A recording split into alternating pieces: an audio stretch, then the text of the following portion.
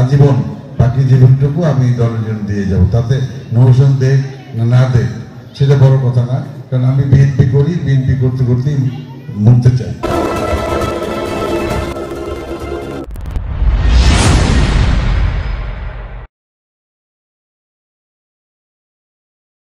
বরিশাল জেলার উজিরপুরে বিএনপির ভারপ্রাপ্ত চেয়ারম্যান তারেক রহমানের নির্দেশনায় রাষ্ট্র সংস্কারে ৩১ দফা বাস্তবায়নের লক্ষ্যে উজিরপুর পৌরসভার ৪ নং ওয়ার্ড বিএনপির উদ্যোগে এক সাংগঠনিক আলোচনা সভা অনুষ্ঠিত হয়েছে। ১৪ নভেম্বর সন্ধ্যা ৬টায় শেরে বাংলা মাধ্যমিক বালিকা বিদ্যালয় মাঠ প্রাঙ্গণে অনুষ্ঠিত এই সভায় সভাপতিত্ব করেন ৪ নং ওয়ার্ড বিএনপির সভাপতি বীর মুক্তিযোদ্ধা মোহাম্মদ আলমগীর হোসেন এবং সঞ্চালনা করেন সাধারণ সম্পাদক মশিউর রহমান ঝান্টু। সভায় প্রধান অতিথি হিসেবে বক্তব্য রাখেন বিএনপির কেন্দ্রীয় নির্বাহী কমিটির সদস্য উজিরপুর উপজেলা বিএনপির সভাপতি এবং বরিশাল ২ আসনের মনোনয়নপ্রাপ্ত এস শরফুদ্দিন আহমেদ সান্টু।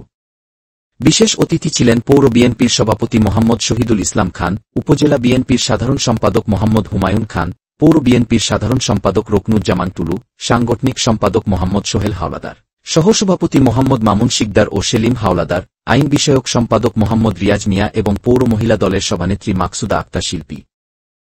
এছাড়াও উপস্থিত ছিলেন পৌর বিএনপির সহসভাপতি আব্দুল রাজ্জাক সর্দার, মোহাম্মদ নজরুল ইসলাম, মোহাম্মদ ফারুক হোসেন, মোহাম্মদ সেলিম হাওলাদার, যুগ্ম সাধারণ সম্পাদক মোস্তাফিজ সুমন বালি, সদস্য মোহাম্মদ আনোয়ার হোসেন এবং সাধারণ সম্পাদিকা মনিরা আক্তার।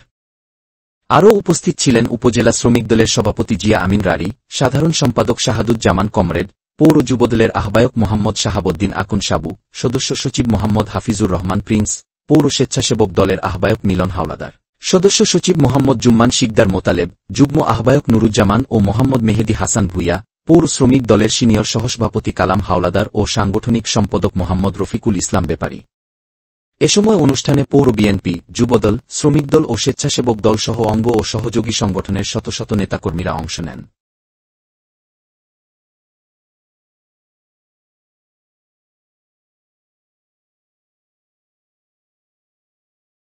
সতেরো বছর আর ২ বছর ছিল স্বৈরাচার, এখন সেই স্বৈরাচার এবং রাজাকার দুই দল মিলে বাংলাদেশের নৈরাজ্য সৃষ্টি করতেছেন। যে নৈরাজ্য সৃষ্টিকে আপনারা ১৩ তারিখ দেখতে পেয়েছেন, লকডাউন ছিল। এটা হলো বঙ্গবন্ধুর আমল থেকে আওয়ামী লীগের চরিত্র। এরা একটা উচ্ছৃঙ্খল দল, এদের মধ্যে নাই কোনো মানবতা, নাই বাসনা মায়া। এরা হইলো জোরপূর্বক কেমনে খাবে, মানুষ ধ্বংস হয়ে যাক, কিন্তু ওনাদের গোলা বরণ করতে হবে। যেটা ছিল বঙ্গবন্ধুর কাজ, সেটা তার মেয়েও করে গেছে এবং তার নেতাকর্মীরা সেই কাজগুলো করতেছে। আজকে লকডাউন, আজকে এই দেশ স্বাধীন কতদিন হয়? ৫ তারিখে আমাদের ৫ জুলাই আমরা আর একটা যুদ্ধ স্বাধীন করেছি। দিন যেতে না যেতে ওদের এত লোক, এত লালসা, ওদের ক্ষমতায় টিকে থাকতে এত ব্যস্ত ক্ষমতা আসার জন্য। ওরা গেল ২ মাসও হলো না, এর ভিতরে লকডাউন দিয়ে, আগুন দিয়ে, মানুষ পুড়িয়ে, গাছ কেটে, গাছ ফেলে, রাস্তা বন্ধ করে দিয়ে, গাড়িগুলো সমস্ত বন্ধ করে দিয়েছে। ওদের বিরুদ্ধে সকলে সোচ্চার হতে হবে। ওদেরকে বাংলাদেশে স্থান দেওয়া হবে না, আওয়ামী লীগের কোন স্থান বাংলাদেশে হবে না। আমাদের পৌরসভা উজিরপুর থানার ভিতরে মানুষ পড়ায় আমাদের আওয়ামী লীগের সাথে অনেকে জড়িত ছিল, কিন্তু অনেকে ছিল বিভিন্ন আওয়ামী লীগ যা করেছেন, মানুষকে বিপদে ফেলে, মানুষ যদি কাছের জন্য চাইত বয়স্ক ভাতা, বিধবা ভাতা, প্রেগনেন্সি ভাতা, তখন বলতে আওয়ামী লীগ করতে হবে। যদি আওয়ামী লীগ করো তাহলে পাবা। আমাদের এমনও প্রমাণ আছে, এই কথা বলেও তাদেরকে কোনো জিনিসপত্র দেয় নাই, কোনো মাল দেয় নাই, তারা প্রাপ্য তারপরে দেয় নাই। তাদের দল সাথে যারা জড়িত ছিল তাদেরকে দিয়েছে। আমাদের লোক ঘাট ধাক্কা দিয়ে লাইন থেকে বের করে দিয়েছে। কিন্তু আমরা বিএনপি যারা আছে আমরা সেটা করবো না। আওয়ামী লীগের মতো যদি আমরা করি তাহলে আওয়ামী লীগের বিএনপিতে পার্থক্যটা কি?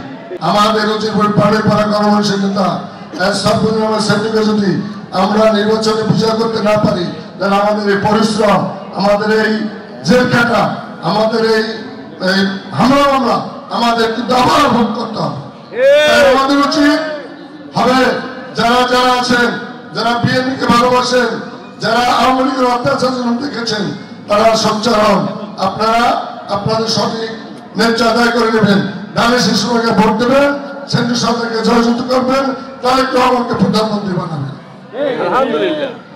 আমাদের নেতা বলে গেছেন, যারা বিএনপি করে নাই, যারা শিক্ষকতা করেছে, যারা চাকরি করেছে, যারা ব্যবসা বাণিজ্য করেছে, তারা এখন লুটে পাঠে উচিতপুর মধ্যে সর্বশ্রেষ্ঠ।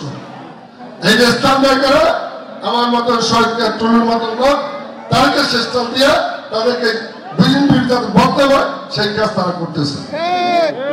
আমরা আপনারা যারা আছেন আমার পাশে অঙ্গ সংগঠন, আমার এই মা বোনদেরকে আপনাদেরকে এই অন্যায় বিরুদ্ধে সংগ্রামের রাস্তায় নামতে হবে। ইনশাআল্লাহ নামবো। শুরুতেই আমি প্রথমেই আমাদের দলের চেয়ারপারসন ম্যাডাম খালেদা জিয়া এবং ভারপ্রাপ্ত জনাব তারেক রহমান এবং বিএনপি পরিবারের কাছে প্রথমেই আমার আন্তরিক কৃতজ্ঞতা জানাচ্ছি। একবার দুবার তিনবারের মতো আমাকে বিশ্বাস করে নমিনেশন দিয়ে আপনাদের কাছে পাঠিয়েছে।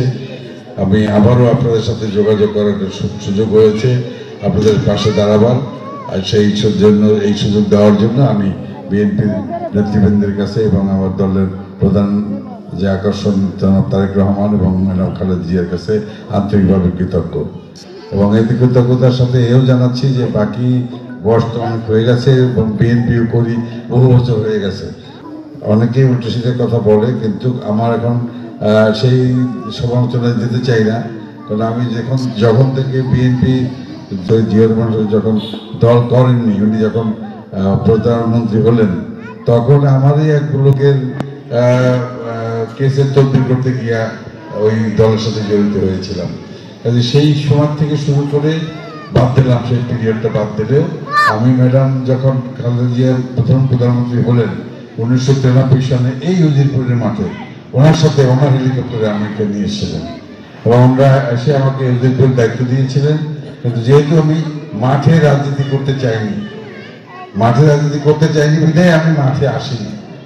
তারপরে 2008-এ আমাকে নমিনেশন দিয়েছে, 2018-তে দিয়েছে, আবার আজকে দিয়েছে। এই জন্য আমি দলের কাছে আন্তরিকভাবে কৃতজ্ঞ 100 বার, 1000 বার এবং আজীবন বাকি জীবনটুকু আমি দলের জন্য দিয়ে যাব। তাতে নমিনেশন দেখ না দেখ সেটা বড় কথা না, কারণ আমি বিএনপি করি, বিএনপি করতে করতেই মরতে চাই। এর আগে আর অন্য কোনো দল বা অন্য কোথাও জানি না যেতে হয়, সেই দোয়া করবেন। আপনারা আজকে আমাদের সেই দলকে যদি আজকে ক্ষমতা নিতে চান, আমি সেদিনও বলেছি, আজকে আবারও বলি, আপনাদের প্রত্যেককে নিজেদের ভিতরে হানাহানি বাদ দিয়ে একতাবদ্ধ হয়ে, আমাদের মাঝখানে অনেকেই অনেক ভুল করেছি ইন্ডিপেন্ডেন্ট, এবং সেই ভুলের কারণে অনেক জায়গায় ভোট চাইতে গেলেও আমাদের অসুবিধা হবে। ভোট চাইতে এখানে দলের ভিতরে পোস্ট পজিশন এখন ইম্পর্টেন্ট, বড় কথা না। কাজে অনেকেই পোস্ট পজিশন দেওয়া যায়নি। আপনারা জানেন কাউন্সিল করেছি, তখন আমাকে জেলা থেকে, থানা থেকে, সেন্ট্রাল থেকে চাপ দেওয়া হলো, কাউন্সিল করো, কাউন্সিল করো, কাউন্সিল করো। আমি জানি কাউন্সিল করার পরে কিছু শত্রু হবে। কেন হবে? এই জন্য হবে যে কারণ সবাইকে তো পোস্ট দেওয়া সম্ভব না, সম্ভব। আপনার যে কোনো একটা ইউনিয়ন বা একটা ওয়ার্ডের একজন সভাপতি, একজন সেক্রেটারি, একজন সাংগঠনিক, একজন সিনিয়র সুপারভাইজার, 15 জন। আমি তো 5 জনেরকে পোস্ট দিতে পারবো, তাই না? যাদেরকে দিতে পারি নাই তারা আমার শত্রু হয়ে গেল, যে জন্য আমি কাউন্সিলটা করতে চেয়েছিলাম না। যাই হোক, কাউন্সিল হয়ে গেছে। যাদেরকে দিতে পারি নাই, যে সমস্ত লোক পোস্ট পায়নি, তারা তাদের কর্মের মাধ্যমে প্রমাণ করুক যে তারা যোগ্য, তাদেরকে ভবিষ্যতে পোস্ট দেওয়া হবে। এমন তো না যে সারা জীবনের জন্য আমি সভাপতি, আর কোনদিন সভাপতি কেউ হতে পারবে না, তা তো না। আমি তো অনেককে সভাপতি বানিয়েছি, আমি তো সভাপতির দায়িত্ব দেওয়ার চেষ্টা করছি, কিন্তু সভাপতি সে যোগ্য না।